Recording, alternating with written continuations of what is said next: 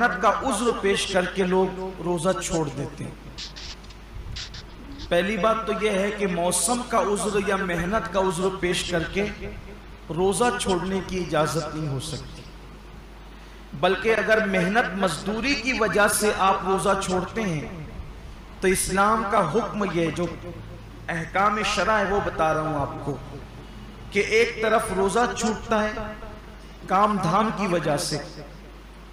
آپ اپنے اندر طاقت نہیں پاتے کہ محنت بھی کریں اور روزہ بھی رکھیں، تو روزہ نہیں چھوڑ سکتے۔ آپ کو شریعت یہ حکم دیتی ہے کہ آپ اپنی مصروفیات کم کر دیجئے، آپ کام شارٹ کیجئے لیکن روزہ آپ کو رکھنا ہے۔ اس لیے کہ رمضان شریف کے ایک روزے کی اہمیت یہ ہے، ایک روزے کی، کہ جان بوجھ کر اگر کسی نے رمضان شریف کا ایک روزہ چھوڑ دیا اور اس کے بدلے میں پھر وہ پوری زندگی روزہ رکھے تو زندگی بھر کے تمام روزے اس ایک روزے کی فضیلت کو نہیں پہنچ سکتے جو ماہ رمضان شریف میں رکھا گیا ہے۔ ماہ رمضان شریف کے روزے کا بدل زندگی بھر کے روزے نہیں ہو سکتے۔ جو فضیلت ان دنوں کی ہے، یہ موسم ہے روزے کا، اور کچھ لوگ چھوٹی موٹی بیماری کا بہانہ لے کر بھی روزہ چھوڑتے ہیں۔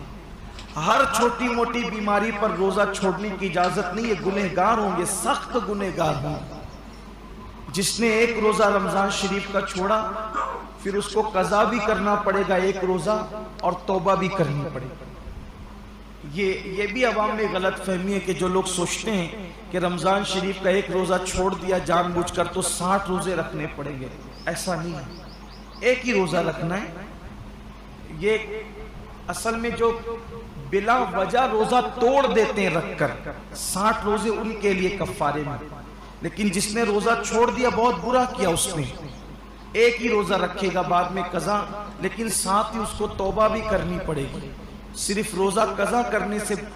معاملہ ختم نہیں ہوگا، سچی توبہ بھی اس کے ساتھ لازم ہوگی۔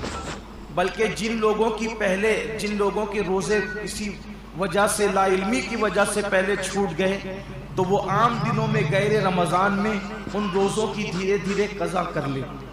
روزہ نہ رکھنے کا وبال بڑا دردناک ہے۔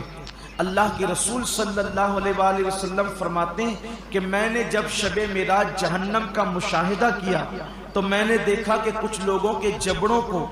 آگ کی کینچی سے کاٹا جا رہا ہے۔ میں نے پوچھا جبریل یہ کون لوگ ہیں؟ عرض کیا یا رسول اللہ صلی اللہ علیہ وآلہ وسلم یہ آپ کی امت کے وہ لوگ ہیں جو ماہ رمضان شریف میں روزے نہیں رکھتے تھے۔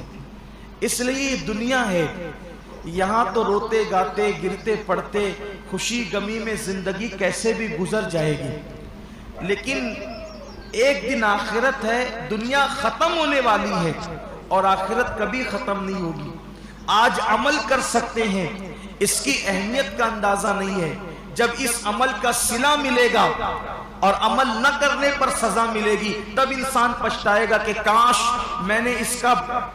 فائدہ اٹھا کر زندگی کا کچھ نیکیاں اکٹھا کر لی ہوتی، کچھ عمل کر لیا ہوتا۔ بلکہ مرنے والے اللہ کی بارگاہ میں منت کرتے ہیں کہ میرے اللہ ہمیں صرف 2 رکعت دنیا میں جا کر پڑھنے کی اجازت دے دے، لیکن ارشاد ہوتا ہے بندے جب ہم نے تجھے موقع دیا تھا اس وقت تو نے اس سے فائدہ نہیں اٹھایا، اب زندگی ختم ہو گئی ہے، اب دوبارہ کسی کو دنیا میں نہیں بھیجا جائے گا۔ اس لیے میں اپنے نوجوانوں سے کہتا ہوں بہانہ مت کیجئے، روزہ رکھنے والے کو صبر اللہ دیتا ہے۔ تو دوستوں آپ نے سن لیا ہے کہ سید امین القادری صاحب کی زبان سے ایک روزہ فرض یعنی رمضان شریف کا ایک روزہ چھوڑنے کا کتنا بڑا گناہ ہے، چھوڑنا نہیں چاہیے، کیونکہ یہ رمضان شریف کا مہینہ ہے۔ اس بابرکت مہینے میں ہم 11 مہینے عیش کرتے ہیں، کھاتے پیتے ہیں جو من کرتا ہے، لیکن اس میں بھی کھانے کی اجازت ہے، افطار کے بعد کھاؤ، سحری تک کا وقت ہے، سحری میں کھاؤ، لیکن حقیقت یہ ہے کہ ایک روزہ چھوڑنے کی بھی اتنا بڑا گناہ ہے کہ ہم سے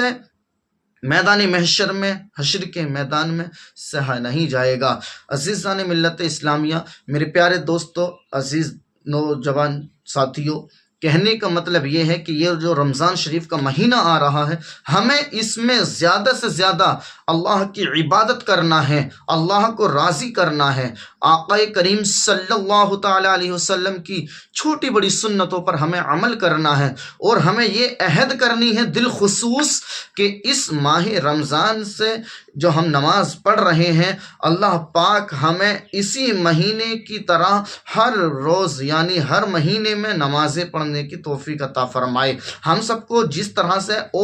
جس طرح سے ہم کام کرتے ہیں اسی کام کی ہمیں عادت ڈل جاتی ہے، یعنی اگر کوئی گٹکا کھاتا ہے تو اس کو گٹکے کی عادت ڈل جاتی ہے، اسی طرح سے ہم جب رمضان شریف کا ایک مہینے کے روزے رکھیں گے، نمازوں کی پابندی کریں گے، تو ہمیں چاہیے کہ ہم نمازوں کی پابندی کریں اور دنوں میں بھی، اور اس چیز کی ہم عادت بنا لیں کہ ہم روزہ نہیں چھوڑیں گے، اور انشاءاللہ تعالی ہم آئندہ بھی نمازیں نہیں چھوڑیں گے، آئندہ بھی نمازیں باجماعت مسجدوں میں جا کر